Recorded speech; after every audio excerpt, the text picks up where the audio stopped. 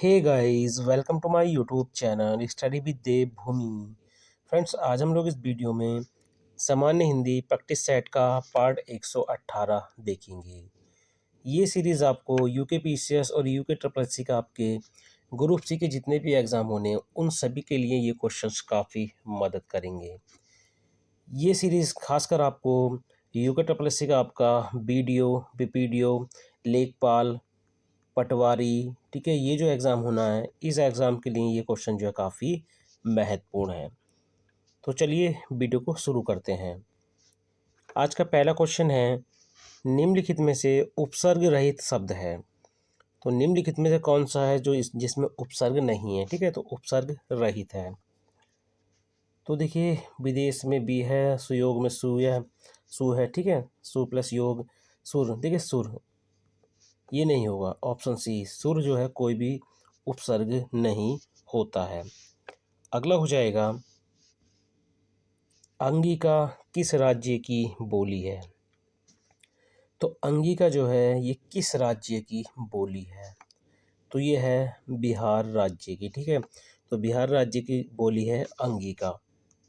अगला है, निम्नलिखित में से जयशंकर प्रसाद जी का नाटक नहीं है।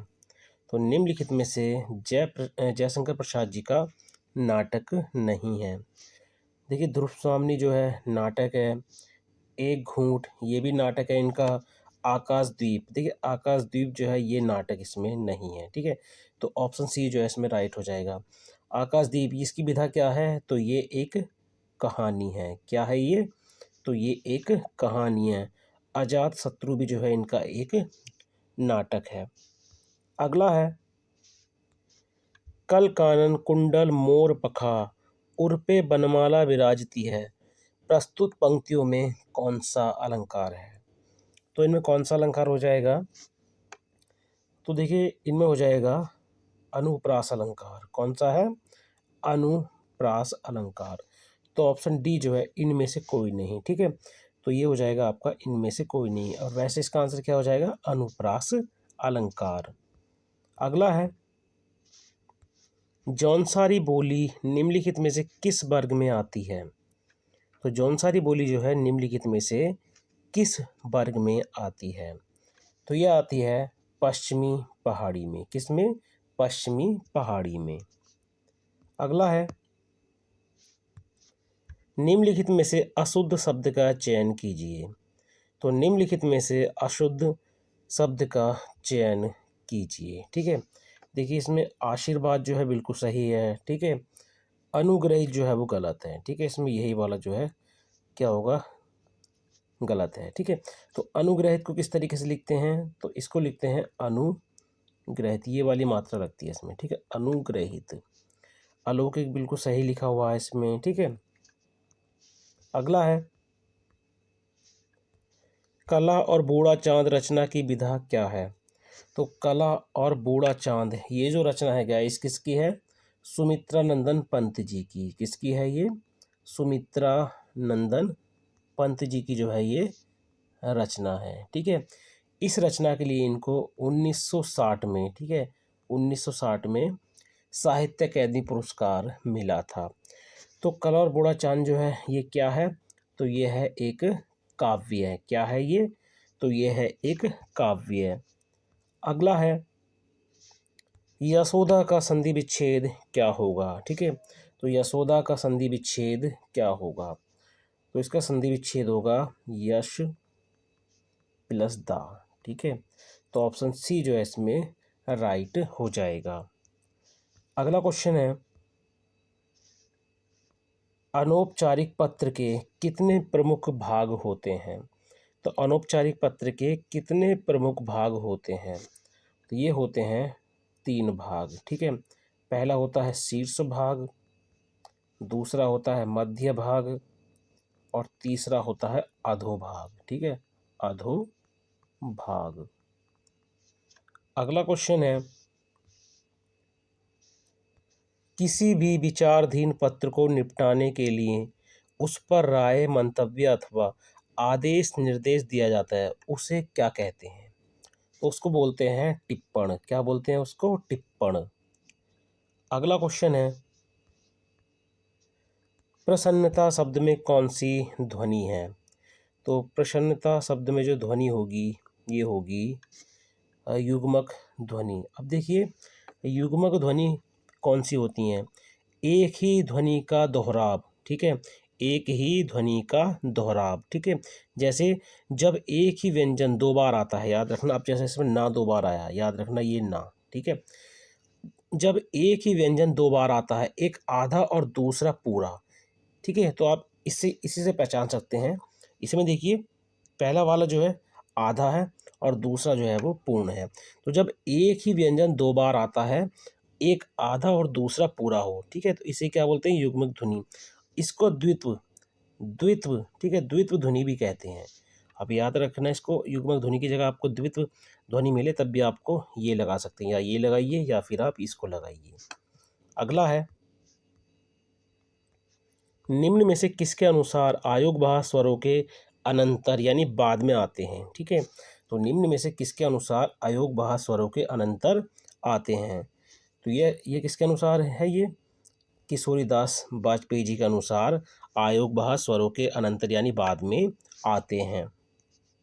अगला है, निम्नलिखित में से तत्सम शब्द नहीं है। तो निम्नलिखित में से तत्सम शब्द नहीं है। देखिए परीक्षा जो है वो एक तत्सम शब्द है, ठीक है। बैंत जो है ये एक तत्भव शब्द है। ये कैसा है?